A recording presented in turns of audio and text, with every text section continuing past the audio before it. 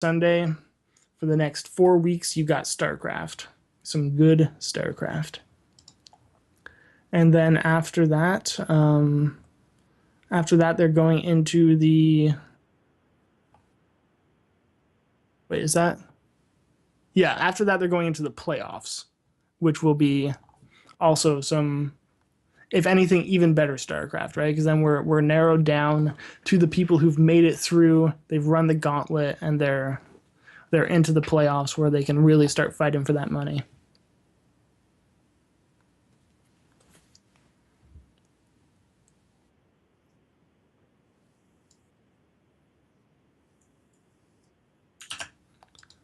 Um, yeah, that would be great. I just got a message from Hawkeye who said that he might be able to jump in on co-casting, which would be pretty awesome. Save me from talking to myself for the next few hours. So, yep, sounds like Hawkeye is going to be joining. Hawkeye, one of the people who really helped organize this tournament, I believe the founder of the tournament, and just, yeah, helping to bring you some really, really great StarCraft. All right, all right. I believe Mike is turned on. Hey, hey. How's it going, Bacon? That's pretty great, pretty great. Yeah. Welcome. Thanks for joining me. Yeah, no, thanks for joining us to cast this opening broadcast of the RSL. Is this. Oh, the first day was canceled, right? Or Yeah, unfortunately, rescheduled? unfortunately, we had some player schedule conflictions that were occurring for the group yesterday, Group A. So we ended up having to reschedule them to next Saturday. So not tomorrow, but next Saturday, in order to accommodate for a couple of players who are having conflicts in their schedules. So this would make today the opening broadcast of the RSL Season 3. Oh, cool. I didn't know I was part of the premiere. Well, congratulations. Excellent, excellent. Yeah, And this is definitely. your third season, right? Yep, it's our third season. We had two successful seasons so far, and we're just looking to keep the train rolling here. Cool, cool, cool, cool. Definitely. So it looks like we're going to get into this first map here. That map's going to be Coda between Believe and TeebuL, two Protoss players who are very formidable. Of course.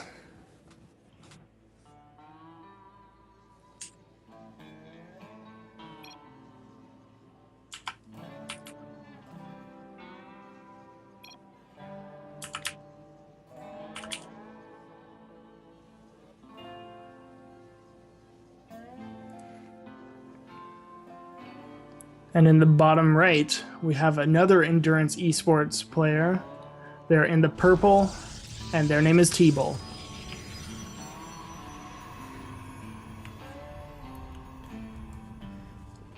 Yeah, so we got a lot of endurance esports players who have qualified for this session. So this won't be the last time you'll see that tag flying around for the round of 32. There's actually, I think there's like 3 or 4 players that qualified from that organization. So good for them to be able to compete in this tournament as well as other tournaments that you might know, like Copa America and such. I know Jim Rising is in that series as well. So Oh yeah.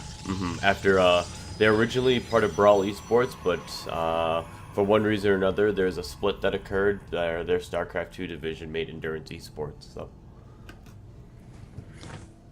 Pretty nice organization, and it's cool to see them.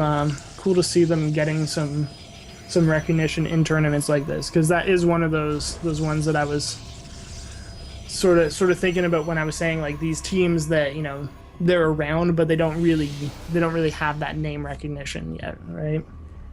Team Extreme Supremacy is sort of like this. They're getting a bit more known lately, seeing them around a lot more, but similar story. yeah, definitely, and that's kind of the reason why we wanted to highlight and do this focus. What we've done with the RSL is just featuring teams that have players who aren't necessarily competing at that pro level, at that level where it takes them to the ESL studios or to the GSL and such. So giving that opportunity, and for those teams that support those players, that exposure to continue to do what they're doing in North America and Europe. A lofty goal.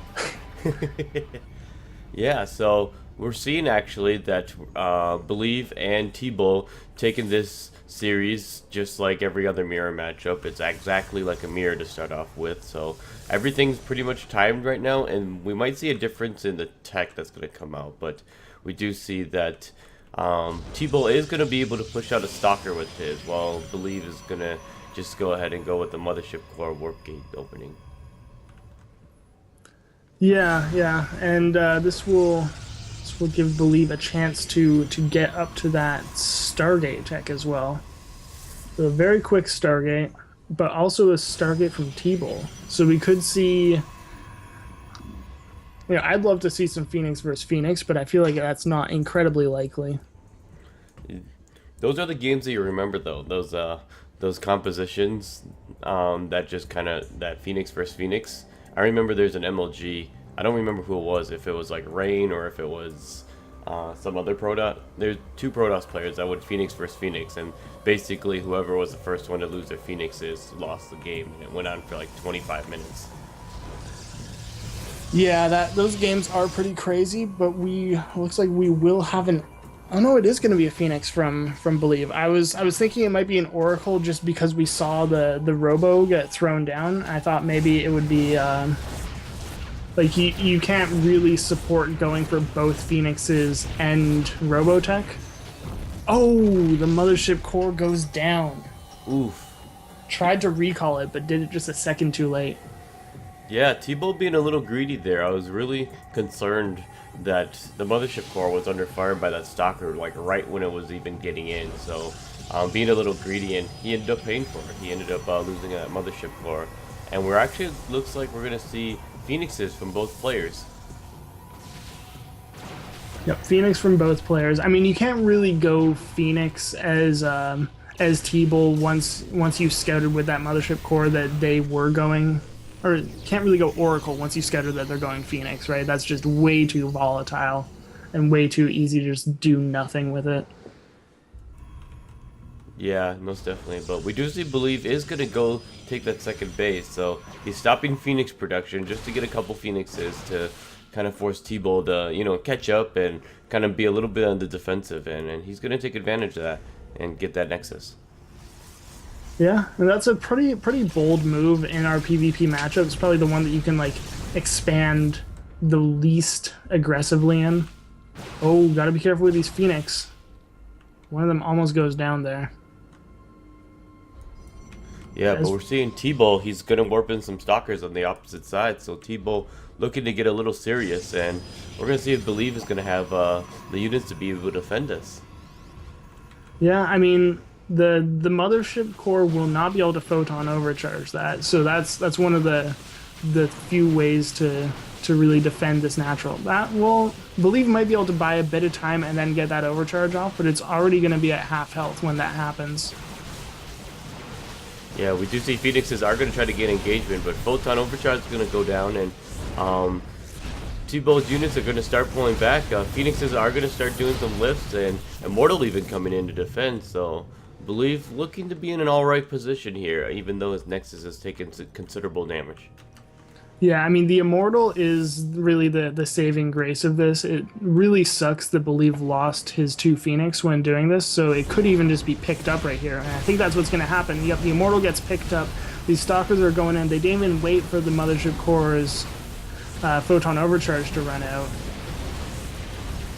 But with the lifts, that's really going to help out. Can micro up the ramp to stop getting hit by the Photon Overcharge.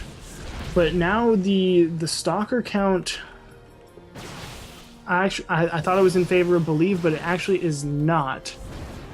And TeebuL gets the faster reinforcement as well. This Immortal is going to be key, but it once again just gets picked up. And that's the real strength of the Phoenix in these ground army battles. But it looks like that Believe will still clean this up. Yeah, Believe actually cleaning this up pretty well here.